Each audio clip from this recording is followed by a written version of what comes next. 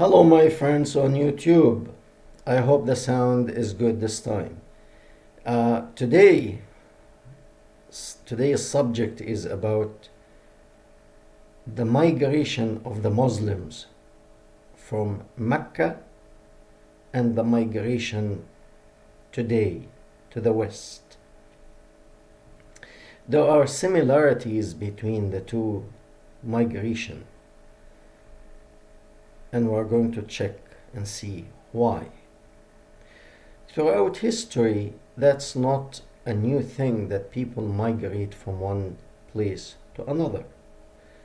Uh, People migrated from beginning of time, looking for better land, looking for better opportunities, and so on and so forth.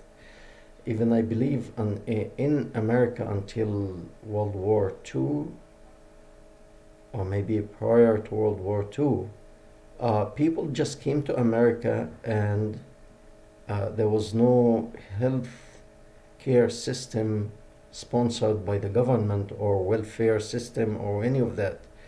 People came, they took risk coming here, and they worked hard to make it here.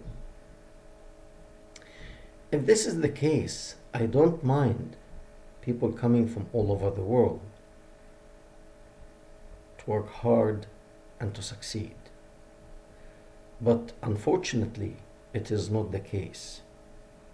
Many people are coming because the government, the sloppy Joe in the White House, is offering a bribe.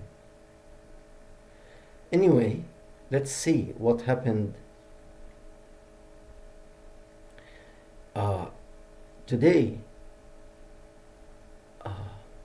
people are coming not just from Mexico or Honduras, but people are coming from all over the world. Some Chinese, some Iranian,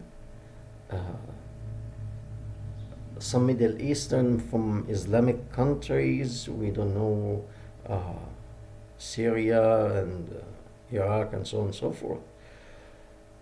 Some of these people are not having the best intention for America. These are coming as opportunist people looking for a chance to cause damage. And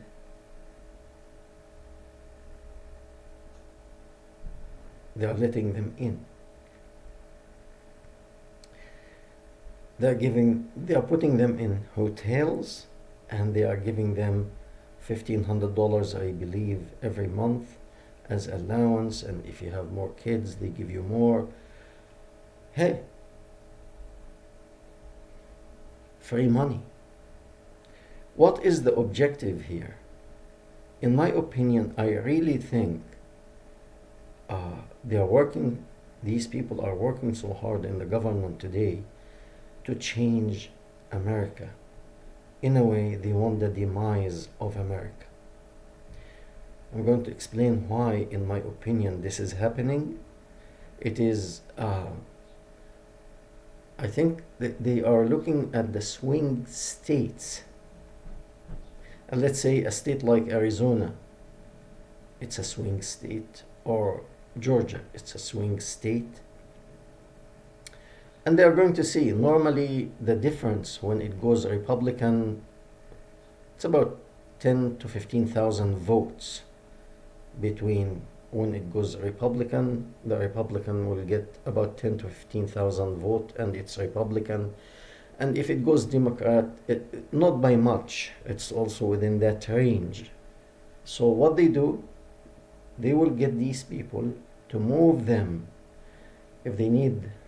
If a state like Georgia, the swing state, it's 15,000 vote difference, they will put like 30,000 new migrant there, and they don't have to wait until they gain citizenship. They can start voting right away.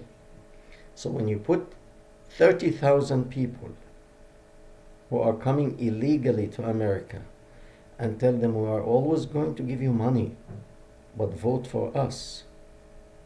So you secure that state to vote for them. You do that in 4 or 5 states. You control the White House, you control the Senate, you control the Congress.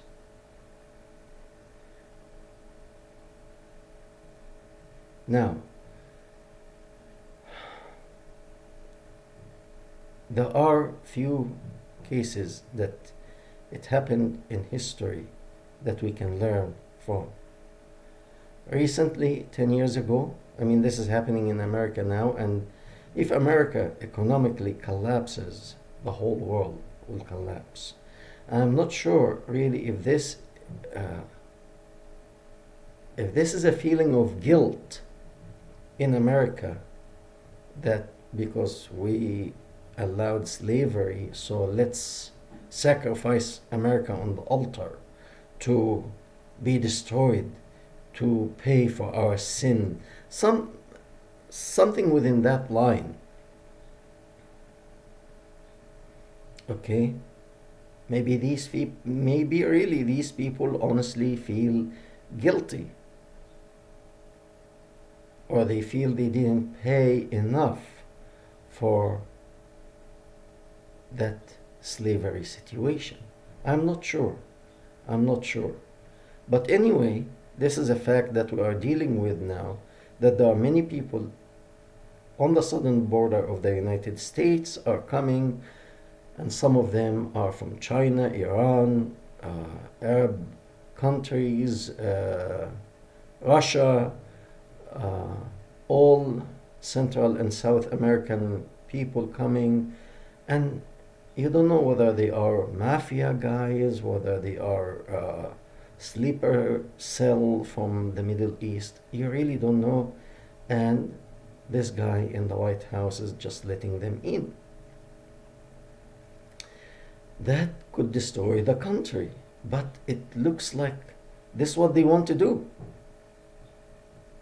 To me, it appears as such.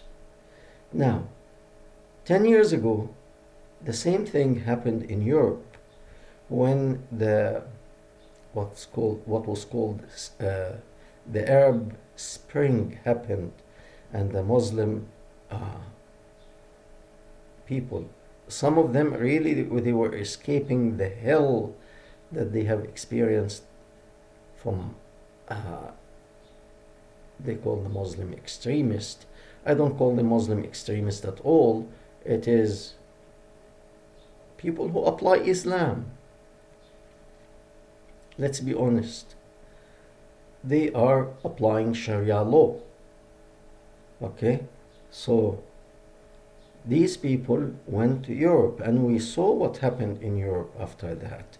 The terrorist activity that it happened, and the destruction. And even until now, Turkey have big number of them, and always, if Europe does not bend to this guy in Turkey, if they don't bend, he always threatened to let the rest of the migrant go to Europe, the rest of Europe, and you deal with them. So anyway, that was a situation of migration back then, and it looks like nobody learned anything from this, including the guy in the White House. I think he knows he just wants the demise of America. Why? I don't know. I wish somebody can help me to know. We know that also the first settlers, they were migrant. They migrated from Europe, coming to America, seeking a better life, whether it's religious freedom or economic opportunity as well. They came, but they worked hard, and they made a better life for themselves. I am not against that.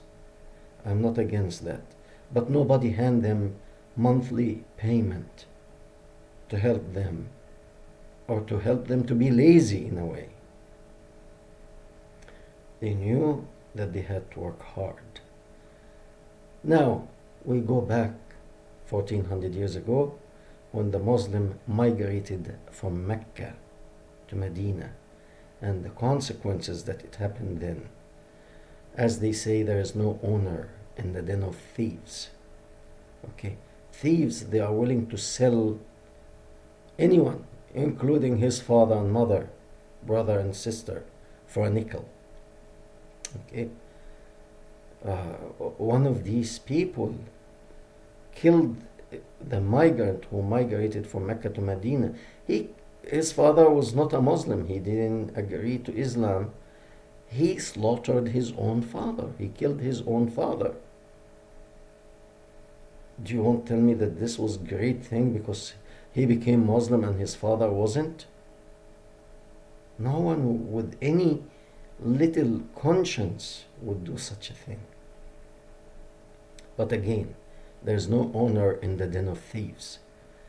So I want focus a little bit on this. When people migrated from Mecca to Medina, they were invited by the people of Medina. And the reason is the grandmother of Muhammad she belonged to one of the tribes of Medina. So in a way, Muhammad was somewhat related to them. And they knew he had a charisma. He knew how to make money quickly. And he had certain influence. And these tribes, they were murdering and slaughtering one another before his coming. So he came and he made peace with them. He stopped them from fighting or killing one another. So there was relative peace when he came, and he stayed there. And he had a lot of success.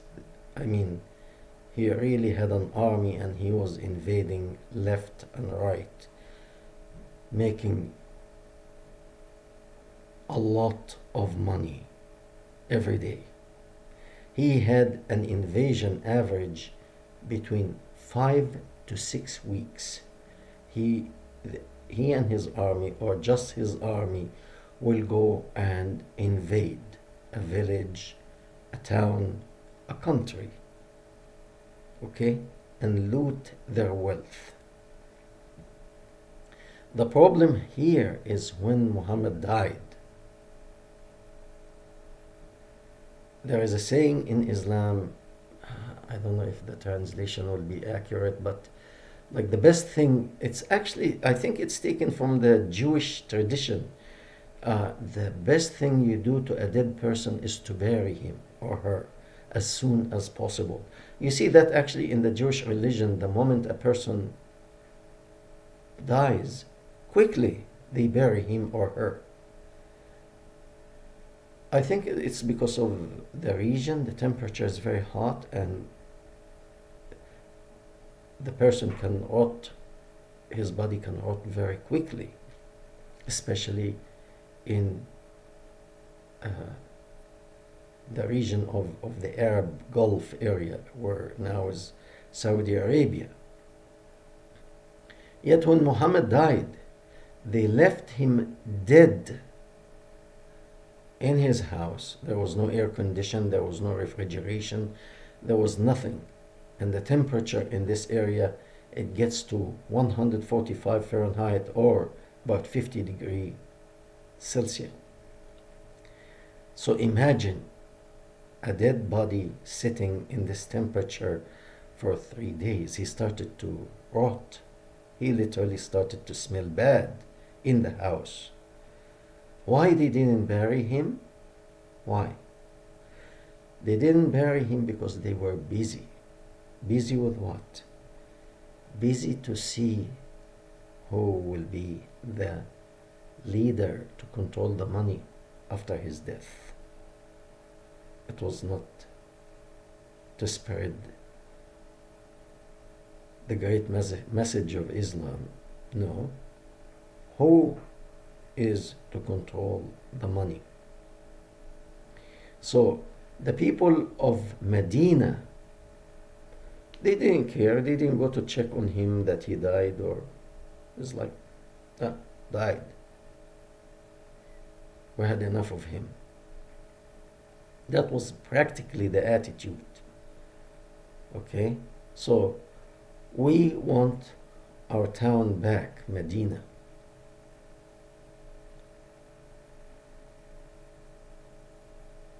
We are tribe, we belong to this area. Yes, we were fighting, maybe we continue to fight until we settle things down or find a solution or what have you. But you guys go back. No, we'll not go back. We are the leaders now. And they actually murder the head of this town, who was supposed to become automatically. He was a well-respected man in Medina before the coming of Muhammad, and he was chosen by the people of Medina to lead Medina. But they came, especially the first two disciples of Muhammad,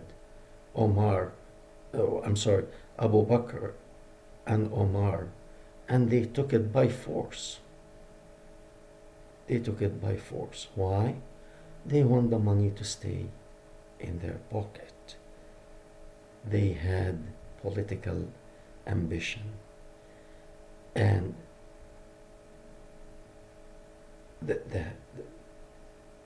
yes, they invaded more and more, but again, if there is no excuse me, if there is no clear vision, if there is no moral standard to guide you, that will be a source of destruction. So we see the Arab world now, the Muslim world now, and their situation. Why?